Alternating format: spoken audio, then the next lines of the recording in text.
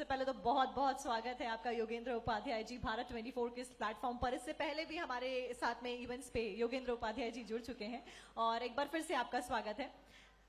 सबसे पहला सवाल आपसे शिक्षा से जुड़ा हुआ ही रहेगा क्योंकि आप शिक्षा मंत्रालय से ताल्लुकात रखते हैं। ऐसे में आजकल किस तरीके से आगे की शिक्षा नीतियों पर काम किया जा रहा है, क्योंकि नीट का मुद्दा लगातार गरमा रहा है। ऐसे में लोगों के मन में जो क्रेडिबिलिटी है मंत्रालय को लेकर वो जरूर डेंट हुई।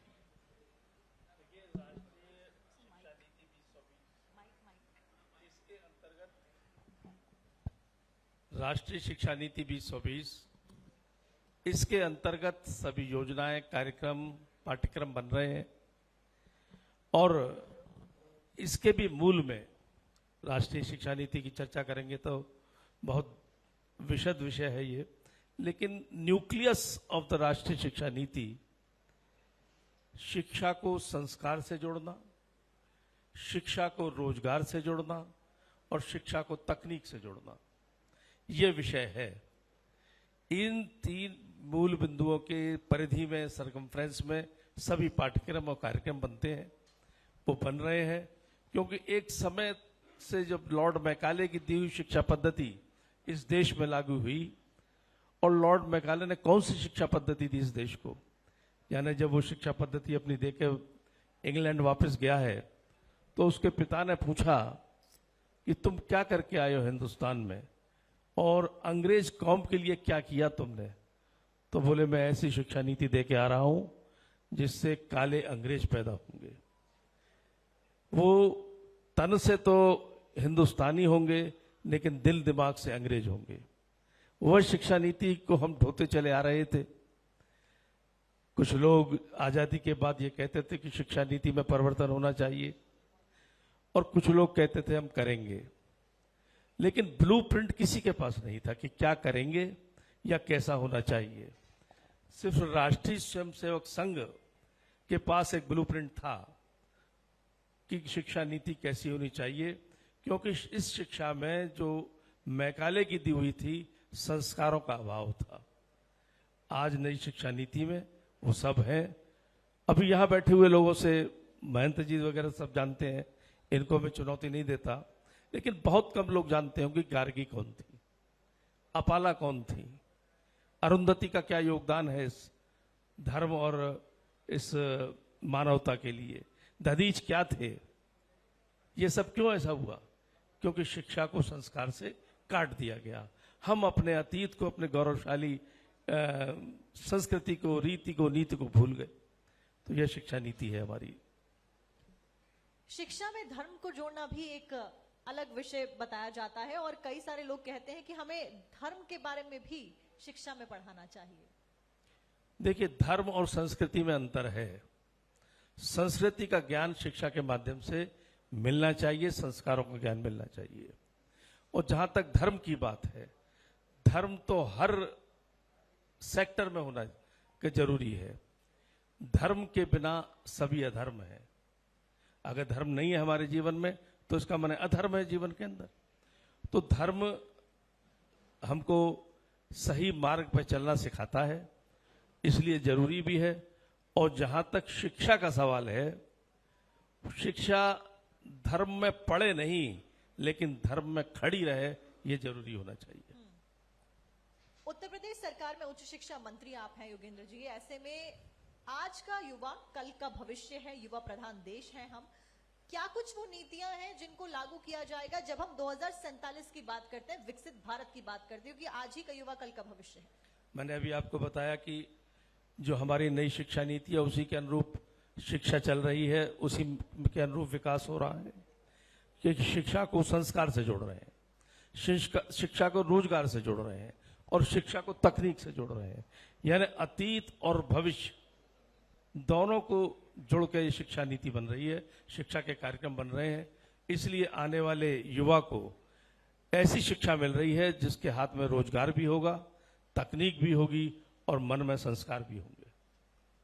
अच्छा, ये जो नीट का मुद्दा सारा चल रहा है जिसमें लाखों स्टूडेंट्स का भविष्य बिल्कुल साख पर है, ऐसे में जो अभिभावक हैं वो भी प्रश्न उठा रहे हैं, प्रोटेस्ट लगातार जारी है। हालांकि शिक्षा मंत्रालय के द्वारा, धर्मेंद्र प्रधान के द्वारा कहा गया है कि हम कार्रवाई करेंगे, लेकिन अधिसूचना भी अब जारी कर दी गई है। उसको लेकर क्या कुछ कहेंगे आप सरकार के द्वारा?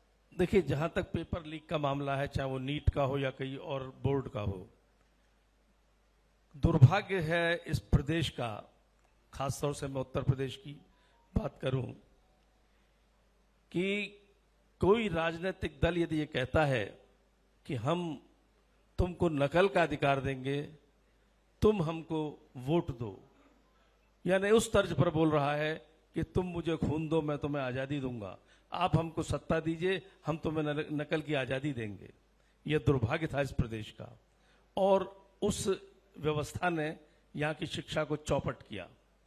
योगी जी के प्रथम कार्यकाल में उसको पटरी पर लाया गया, और दूसरे कार्यकाल में उस नए मानदंड स्थापित किए हैं। मुझे कहने में कोई कोताही नहीं करूंगा, ना हिचक है, कि माननीय योगी जी के दूसरे कार्यकाल में एक ऐसे मानदंड स्थापित हुए हैं जो पूरे प्रदेश में एक उदाहरण बन गए हैं। जैसे उत्तर प्रदेश में योगी जी की सरकार से पहले कोई भी ग्रेडिंग होती है शिक्षा में, विश्वविद्यालयों के लिए, महाविद्यालयों के लिए, कोई भी विश्वविद्यालय नेक रैंकिंग में B+ की श्रेणी में भी शायद रहा हो, ऐसी जानकारी मुझको नहीं है। लेकिन जब से हमारी सरकार आई, इस 2 साल के अंदर योगी जी ने और महामहिम हमारी राज्यपाल जी ने विशेष दिलचस्पी ली, तो आज उत्तर प्रदेश में 6 सरकारी विश्वविद्यालय A++ रैंकिंग में है, 4 सरकारी विश्वविद्यालय A+ रैंकिंग में है, और 4 सरकारी विश्वविद्यालय A रैंकिंग में है।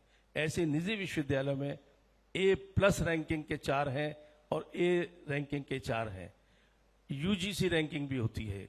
UGC रैंकिंग में पहली बार उत्तर प्रदेश के 2 विश्वविद्यालय, लखनऊ और कानपुर, ग्रेड 1 को प्राप्त किए हैं, और अब वर्ल्ड रैंकिंग में हम लोग के आगे प्रतिस्पर्धा करें, यह हमारा प्रयास है।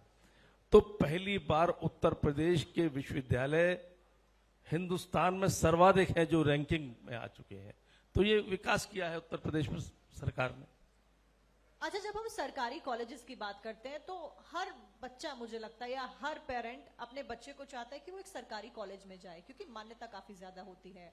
और लेकिन जब वही चीज स्कूल पे आती है तो कोई नहीं चाहता है कि हम अपने बच्चे को सरकारी स्कूल पे जाए, मतलब डाउनग्रेड टाइप में उसको रखा जाता है बैक ऑप्शन में। तो ऐसा क्या किया जाए जो आज के सरकारी स्कूल हैं उसको लेकर भी वही छवि बने जो कि सरकारी कॉलेज के लिए इस समय बनी हुई है? देखिए, धीरे धीरे छवि सुधर रही है। मैंने कहा कि किन लोगों ने छवि को बिगाड़ा और आज कैसे सुधर रही है। सरकारी विश्वविद्यालय आज भी, सरकारी शब्द जुड़ते ही लगता है कि ये चौपट मामला होगा, चाहे सरकारी अस्पताल हो, यूनिवर्सिटी हो, महाविद्यालय हो, विद्यालय हो, लेकिन आज A++ के 6 सरकारी विश्वविद्यालय हैं, A+ के 4 सरकारी विश्वविद्यालय हैं, A के 4 हैं, निजी से ज्यादा है अब सरकारी विश्वविद्यालय। अब हम महाविद्यालय की ओर बढ़ रहे हैं कि अगले 2 साल में महाविद्यालय भी उस रैंकिंग में एक स्थान प्राप्त कर सके और उत्तर प्रदेश एक बड़ा हब बने एजुकेशन का। उदाहरण के लिए, लखनऊ यूनिवर्सिटी जब से A++ और UGC ग्रेड A में आई है, वहां 80 छात्र थे विदेशी, आज वहां पर 800 से ऊपर छात्र विदेशी हैं। यानी उत्तर प्रदेश आज शिक्षा का हब बनता जा रहा है। धीरे धीरे देश विदेश के छात्र यहां आके पढ़ेंगे, और यहां के छात्र जो विदेश में जाते थे या अन्य प्रदेशों में जाते थे, उनको जाना रुकेगा, उसका पलायन रुकेगा। यहां एक हम हब बनाएंगे, ये हमारा अगला उद्देश्य है। अच्छा, एक और सवाल मेरा इसी कड़ी में रहेगा, रोजगार से जुड़ा हुआ, क्योंकि शिक्षा पा लेना आज के समय में रोजगार पा लेना नहीं है, ये डेफिनेशन खत्म हो गई। कई लोग, हमने कई सारे एग्जांपल्स देखे, इंजीनियर चाय वाला है ना, और ऐसे कई सारे एग्जांपल्स हैं। तो ऐसा क्यों हो रहा है? किस दिशा में युवाओं को ट्रेन किया जाए जो ये सब चीजें ना हो? क्योंकि अगर व्यक्ति चाहता है कि हाँ वो चाय की दुकान खोलना चाहता है बीटेक करने के बाद, इंजीनियरिंग करने के बाद, तो वो ठीक है, लेकिन अगर वो नहीं चाहता है, उसके बावजूद मजबूरी में खोलनी पड़ रही है, तो वहां पे क्या लूप रह गया है? देखिए, चाय वाला तो इस देश का प्रधानमंत्री बन सकता है, यह भी एक सत्य है। लेकिन शिक्षा से सरकारी नौकरियां मिलेंगी कोई भी सरकार नहीं दे सकती। शिक्षा के माध्यम से सरकारी नौकरी, शिक्षा के माध्यम से रोजगार दे सकती है और रोजगार दिलाने वाले को पैदा कर सकती है, जो आज चल रहा है। अब मैंने आपको बताया, जैसे हम योगी जी की सरकार में 25 नए निजी विश्वविद्यालय निर्माणाधीन है या एलओ या एलओपी मिल चुकी है। इस प्रदेश का दुर्भाग्य कहेंगे हम कि आजादी के 70 साल बाद भी 18 मंडलों में सिर्फ 12 मंडलों में सरकारी विश्वविद्यालय थे। माननीय योगी जी ने अहद लिया, संकल्प किया कि आने वाले समय में, ये जो उनका कार्यकाल था, इसमें हर मंडल में एक सरकारी विश्वविद्यालय होगा और निजी विश्वविद्यालय को प्रोत्साहन दिया जाएगा। आज 2 साल के अंदर योगी जी की सरकार में 6 सरकारी विश्वविद्यालय जो मंडलों में नहीं बने थे, या तो निर्माणाधीन है या निर्मित हो चुके हैं और पढ़ाई चालू हो गई है। इसी तरीके से निजी विश्वविद्यालय अब जो ये सब बन रहे हैं या इस प्रक्रिया में है, बन रहे हैं, तो रोजगार मिलता है लोगों को। जब चालू हो जाते हैं तो वहाँ टीचर्स चाहिए, वो 4th क्लास कर्मचारी चाहिए, क्लास 3 के कर्मचारी चाहिए। उसके आसपास जब वो हब बनता है तो लोगों को रोजगार मिलता है।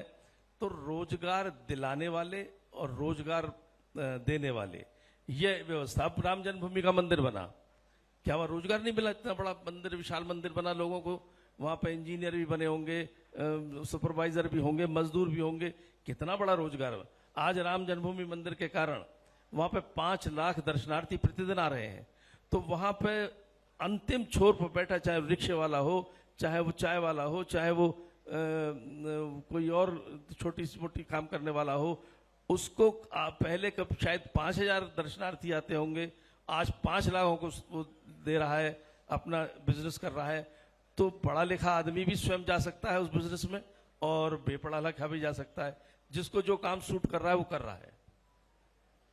अच्छा, क्योंकि अभी इससे पहले हम नीट पेपर लीक मामले के ऊपर बात कर रहे थे और पेपर लीक के ऊपर सरकार भी सख्त है, और योगी आदित्यनाथ का क्योंकि आप जिक्र कर रहे थे, ऐसे में योगी जी के द्वारा तुरंत एक फैसला लिया गया। वो ये था कि जो सेंटर्स होंगे वो आपके बस स्टेशन और मेट्रो स्टेशन के पास में होंगे, और साथ साथ में जो टीचर्स की घोषणा होगी, जो इन्विजिलेटर्स आते हैं, वो एंड टाइम पे कुछ मिनट पहले होगी।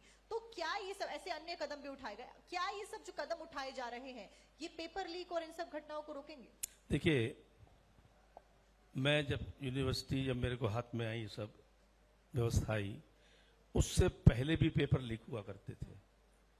पेपर लीक को राजनीतिक संरक्षण था। उनके योजना, संगठित रूप से ये योजना बनती थी कि पेपर लीक करके कैसे व्यवसाय किया जाए। आज जब से योगी जी की सरकार आई है, मेरे समय में एक पेपर लीक हुआ और उसके बाद आज तक पेपर लीक नहीं हुआ, क्योंकि फिर मैंने उस व्यवस्था को देखा, उसको टेक्नोलॉजी से जोड़ा। जब मैंने देखा कि क्या है सिस्टम, कि एक जगह पेपर गत्ते के कार्टून में पहुंचाए जाते हैं और वहां से रोज ताला खोला जाता है, सुबह 4 बजे एक कार में रखा जाता है और नोडल सेंटर जिसे बोलते हैं, उस वहां से जितने भी सेंटर हैं, 10-12 सेंटर, वहां पहुंचाए जाते हैं। 4 बजे वो कार चलती है, 6:30 बजे तक लगभग 7-8 केंद्रों पर पहुंचाती है। इस व्यवस्था को ठीक किया, टेक्नोलॉजी से जोड़ा कि हर सेंटर पर आधे घंटे दूर, नोडल सेंटर से आधे घंटे दूर पर कोई सेंटर नहीं होगा, वहां से एक कार जाएगी फॉर 1 सेंटर। उस पर जीपीएस सिस्टम लगा होगा, कहीं वो इधर उधर तो नहीं जा रहा। एक बात। दूसरी बात, जहां पर वो नोडल सेंटर है वो डिजिटल लॉकर लगाए गए, वहां पर कोई चाहे जब नहीं खोल सकता उसको। ठीक 4 बजे खोलना है, 5 बजे खोलना है, जो निश्चित समय होगा उस समय डिजिटल लॉकर वीसी के व्यवस्था से कहीं से खोला जाएगा, तब वहां पर पेपर उस पर शिफ्ट किए जाएंगे, जो भी वाहन ले जाएगा। और वहां पर भी एक छात्र, शिक्षक, प्रिंसिपल, ये तीनों की उपस्थिति में पेपर खुलेंगे। तो आज हमारा सौभाग्य है कि उत्तर प्रदेश में पेपर विश्वविद्यालय स्तर पर पेपर लीक की घटना खत्म हो चुकी है। यही व्यवस्था आगे भी होंगी, और जो कॉम्पिटिटिव एग्जाम हो रहे हैं, जो केंद्रीय स्तर पर होते हैं, उनको भी इस टेक्नोलॉजी से जोड़ा जाएगा, तो ये पेपर लीक की घटनाएं रुकेंगी। अच्छा, इस बीच क्या कुछ कदम उठाए जा सकते हैं ये सुनिश्चित करने के लिए कि जिन्होंने पेपर लीक करवाया उनके ऊपर सख्त एक्शन लिया जाएगा? क्योंकि लाखों बच्चे अपने घर से निकलते हैं पेपर देने के लिए, फिर उसके बाद वो पढ़ाई करते हैं पूरे पूरे साल, कभी कभी रिपीट में पेपर दे रहे होते हैं, और ऐसे में वो बच्चे जो कि एक दिन पहले किसी के कहने पे पेपर लीक हो जाता है, उनको रटवा दिया जाता है, अगले दिन वही सवाल दे दिए जाते हैं। तो ये सुनिश्चित कैसे किया जाएगा कि कार्रवाई बिल्कुल उचित की जाएगी? क्योंकि कई सारे अब तो विपक्ष के नेता तक के नाम और संलिप्तता इसमें आने लगी है, ऐसी चर्चाएं हो रही हैं। देखिए, मैंने कहा कि पिछले दिनों जब सत्ता में ये लोग थे, ये सुनियोजित ढंग से संगठित गिरोह था जो कि ये सब दुर्व्यवस्थाओं से जुड़ा हुआ था। वह आज भी जुड़ने की कोशिश करते हैं, लेकिन योगी जी की सरकार में, मोदी जी की सरकार में दोषी बख्शा नहीं जाएगा, किसी राजनीतिक संरक्षण से छूट नहीं सकता, ये तो निश्चित है। आम जनता भी विश्वास करती है इस बात से, और हम भी जानते हैं कि हमारे नेता बिल्कुल पाक साफ है और किसी भी दोषी को बख्शेंगे नहीं। दूसरा ये कि जो जिन लोगों के नाम आ रहे हैं वो भी बख्शे नहीं जाएंगे, चाहे जितने बड़े नाम हो, चाहे सत्ता पक्ष के हो चाहे विपक्ष के हो, लेकिन बख्शे नहीं जाएंगे। और जब बख्शे नहीं जाएंगे तो आगे आने वाले समय लोग हिम्मत नहीं जुटा पाएंगे कि ऐसे अपराध कर सकें। चलिए, इसी के साथ में आपने सुनिश्चित किया कि कार्रवाई की जाएगी, साथ साथ में बताया क्या कुछ मंत्रालय के द्वारा किया जा रहा है और किस तरीके से आगे युवाओं का जो भविष्य है उसको सुरक्षित रखा जाएगा। बहुत बहुत शुक्रिया आपका हमारे साथ में जुड़ने के लिए। और ये थे योगेंद्र उपाध्याय जी, उच्च शिक्षा मंत्री उत्तर प्रदेश सरकार में, जिन्होंने अपना समय दिया। बहुत बहुत शुक्रिया, जोरदार तालियों।